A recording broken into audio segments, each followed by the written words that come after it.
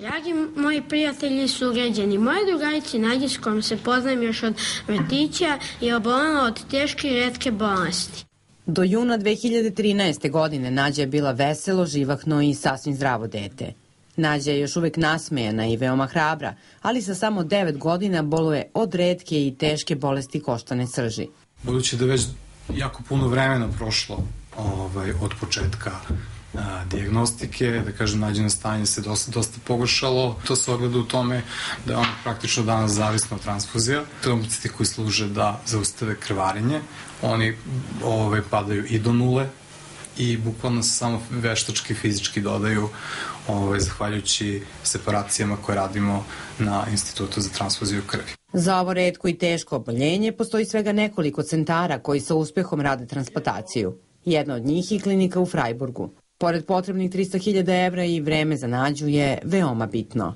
Nama su u januaru, kad smo bili u Frajburgu, rekli da je to otprilike par meseci i to u stvari jeste sad ovaj period kad je došlo do nekog naglog pogoršanja.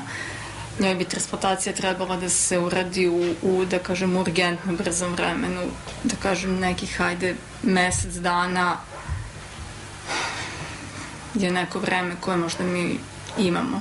Nađa transfuzije trombocita prima svakog dana i sve teže podnosi, ali zbog bolesti svakodnevno gubi i velike količine krvi, pa su transfuzije neophodne.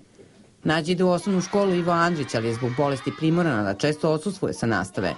U školi izašli su u susret Nađi i osmislili metodu online nastave. Setila sam se da to radimo preko Skype-a i kada Nađa tada može da bude potpuno ravnopravno uključena u proces nastave kao i njeni drugari. Kada zvoni, onda ja okrenem laptop prema drugarima i onda oni su s njom na odmoru.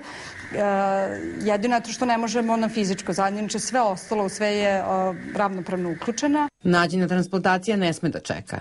Za jedan SMS potrebno je samo par minuta, a za Nađu SMS znači život.